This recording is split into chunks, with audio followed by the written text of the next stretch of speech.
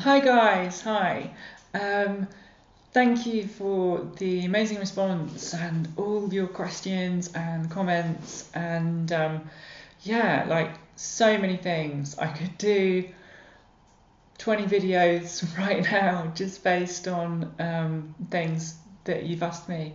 Um, so what I'm going to do is I'm going to try and answer a few. I've got a few questions here. I mean, sorry to everyone that I couldn't do everything, but there were just so many and I had to pick some. But yeah, I'm going to try and work through a few and see how I go. Okay.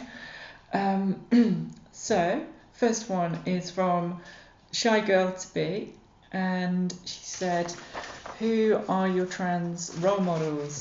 For me, I suppose it would be people whose videos I watched, who helped me reach a decision to transition. And for me, those videos were so helpful because I could see younger people who were nearer my own age who were like happy and convincing and who just looked amazing and completely female, and really inspired me to do that myself. So yeah, those people are, I don't know the exact channel, I'll put a link at the end. Jordan, there's an American girl who really, I really liked her style. She looks gorgeous, and I think one of the things that I liked most about her was the fact that she's quite a tomboy, and things like she does, she does a video about her voice, but she even like quite openly says, I think my voice isn't like really female, but it's convincingly female, but it's not like ultra female. Um, and she was quite like she maintained a lot, or she'd maintained male elements of her personality, and being quite a tomboy myself, that really appealed to me. Obviously, I'm into like racing and motorsport and a few things like that. And I think I really thought, I want to be like that because I don't see myself as someone who's like really ultra femme kind of girl. I'm kind of a bit of a mix of everything.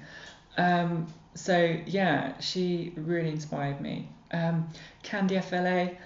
I've not come across anyone who is as good with her voice as Candy FLA, and also someone who can kind of switch between it. Like, I can obviously still talk in my old voice, but if I do now, it feels really strange. I found her.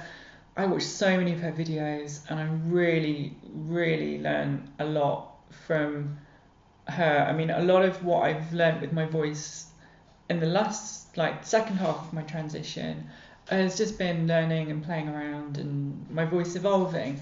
But to start with, like, she was literally number one. So she was a big influence. Varna Siamese, I think her transition videos and updates, and she didn't, they were quite brief, but they were like, here I am at like 2 months in, first few months on hormones, just sort of like video showing her progression. And I don't know, there was just something about her look, and I don't know, she's sort of had quite a vulnerability about her kind of, well, just about her. There was something about her that really, I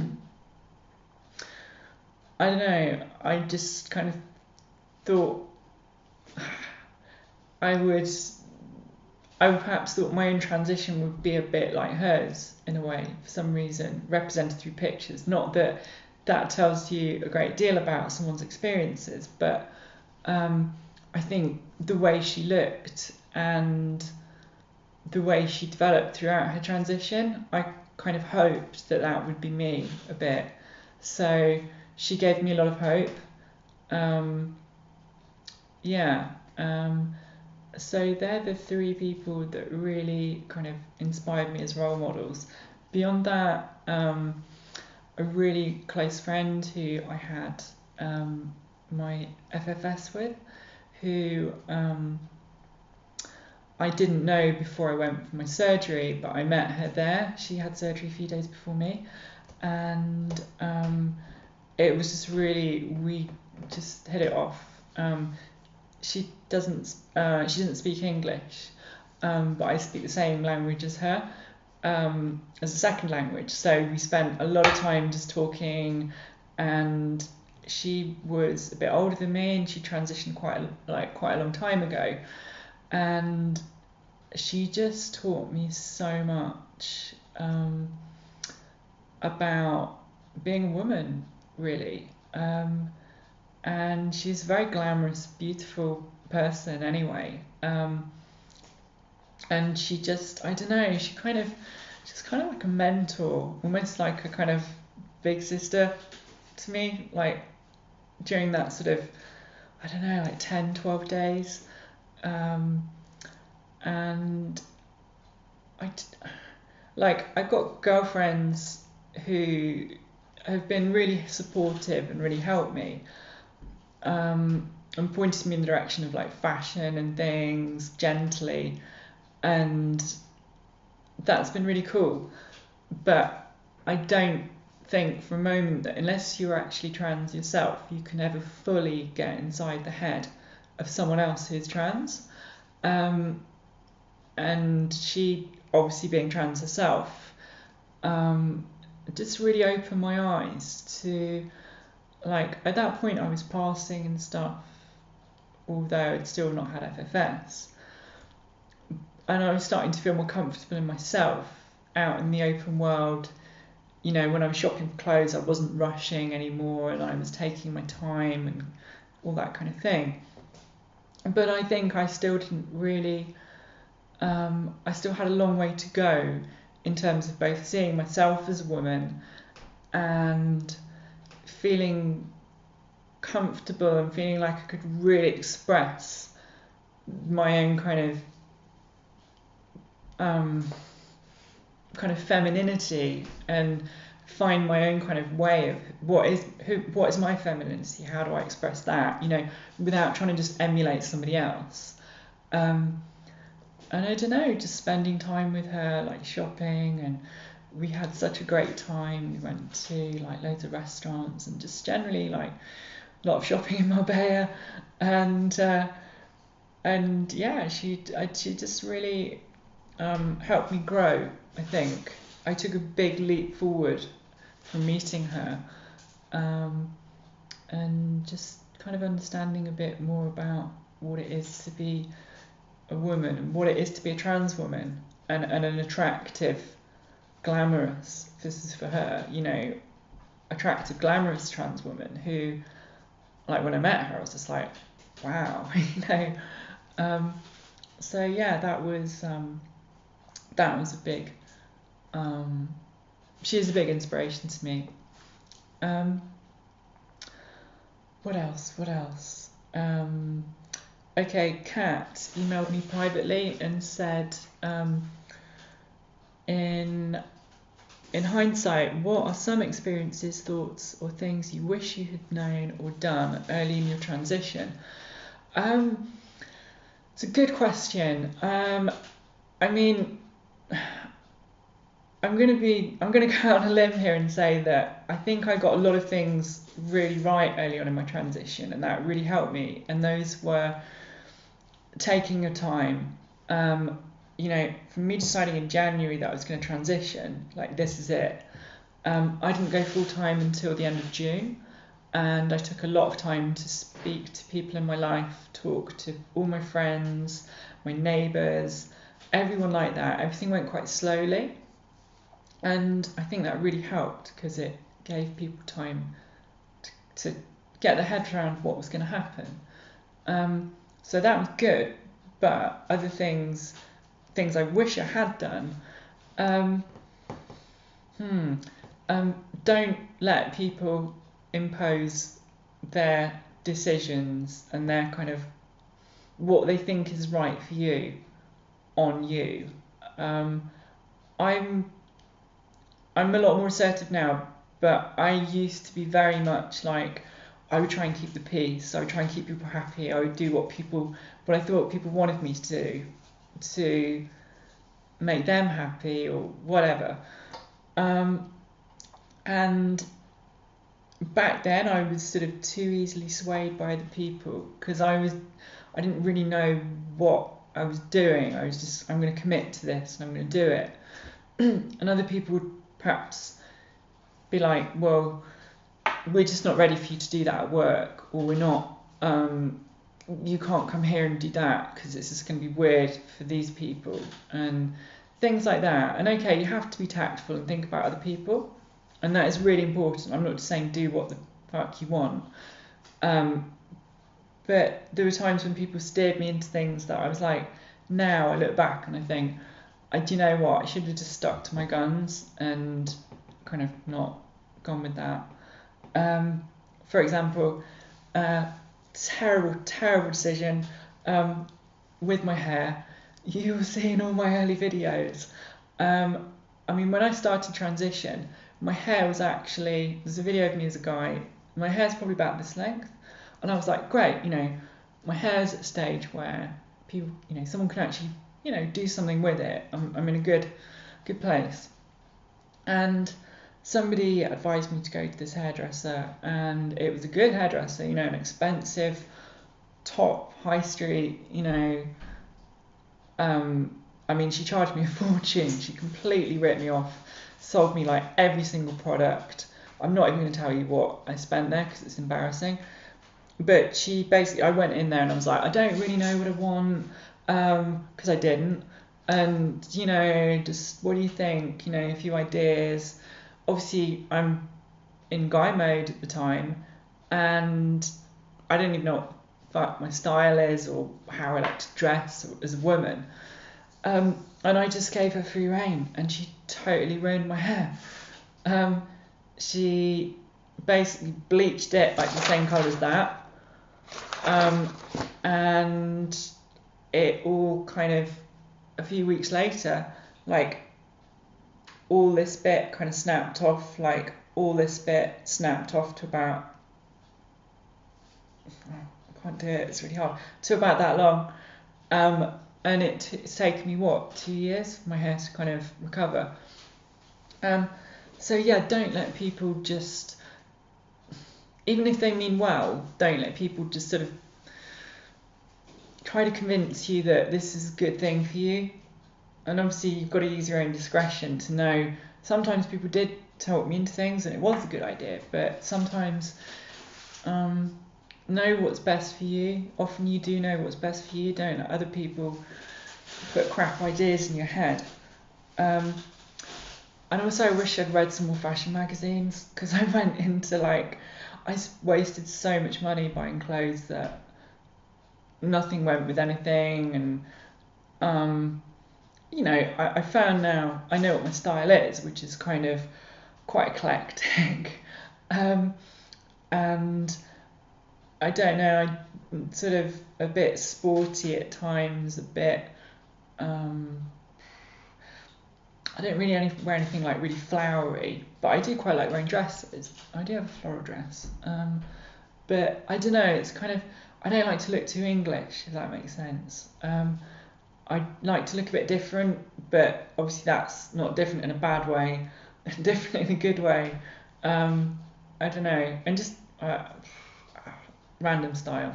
But at the beginning, if I'd have at least read some more fashion magazines, I think I'd have known more about, put this with this and this with this, which I didn't do. And I just used to go in shops and buy crap, or buy nice things and get them home and go, well, none of this actually goes, none of that doesn't go with that, and so I think it was, prepare yourself for the person that you want to be, because once you start full time, you will just be living in the clothes that you've bought, and if none of them go together, um, then it's going to make it harder for you to pass. If your clothes look, I try to look a little bit more low key and blend in, but if your clothes look like you got dressed in the dark and you didn't know what you were wearing, people are automatically going to look at you, and then they're going to look at you again, and then they're going to go, shit, is that a guy? You know, it's all that part of kind of just looking more right, I suppose, which makes life easier. So yeah, I wore some terrible clothes. Okay, I'm going to do a 20-minute video. It's quite long, but okay. Emily Hendrickson said, what was it like to transition and become a woman in my part of the world, and culturally, lifestyle shocks? What was the learning curve like? The learning curve is, I've had a really quite easy transition compared to a lot. I've not met that many trans people, but I think I've had quite an easy ride. So I'd say I have had like shocks, but none of them really that nasty. Like, nobody's really ever been nasty to me. Someone shouted at me out of a taxi once. But culturally, I'd say that I was really surprised that the people, all the people in my life were very nice to me. Whether or not they said other things behind my back, like for example, I know in my racing that I know people said stuff, you know, because the first year I didn't, before my FFS, and I was sleeping in a tent, you know, at the weekends, trying to race in my car. You're not going to look your best. And I know people said stuff about me, but nobody ever said it to my face, and none of it really ever got back to me. So whether people kind of protected me a bit from that, I don't know. You know, whether friends heard things and thought, oh, do you know what, I'm not going to tell her that because it's just going to upset her. So I generally found like people to be very gentle and respectful, and I don't know if that's a product of the times that we live in, when, you know, people are finally, being transgender is sort of finally no longer like the massive taboo that it used to be. And a lot of people, you know, have kind of said that to me. You know, they feel that now, I don't know, their understanding of trans issues and their acceptance of it is a lot greater than it perhaps was 10, 15 years ago. And that's, you know, all kinds of things, like trans people in the media, people like Kelly Maloney, Conchita Wurst. I think just trans people being more visible, and visible in a good way, and cool as well, you know, and trans people who dress well, and, you know, fashion icons. And so I think, yeah, you know, there is a big cultural shift, and I feel fortunate to have experienced that along the way throughout my transition, because it's really, yeah, it has been a learning curve, but it's not been a scary one. I mean, there's times when, you know, I'd go to the pub or something, and I think, you know, the pub that I go to a lot, all the girls in there really dress up, you know, for a Friday or Saturday night, and they dress really well, a lot of them, and they're really good looking. And again, you know, back to what I was saying earlier, I'd go in my kind of what I thought looked like a good outfit, and then I'd get to the pub and be like, oh my God, what am I wearing? You know, and all the other girls as well would look really good, and they'd be wearing things that were really in fashion, and I would just think, oh geez, you know, like, this is stressful, you know, like, it would get me down at times, and you know, and I just kind of forget about it a bit and enjoy seeing friends and who I was with and what I was doing, and not focus on it. but yeah, there were times when that would get me down. But again, nobody ever said to me, "Oh God, what are you wearing?" or things like that. So yeah. Um, anyway, I hope this has been good. I'm going to try and do it every week now. So um, please send me more comments and questions in the box below. I noticed I'm just about to hit 3,000 subscribers, so thank you so much, and please keep sharing and subscribing to my videos, and yeah, I will do another Q&A next week, and see you guys then. Stay gorgeous. Bye.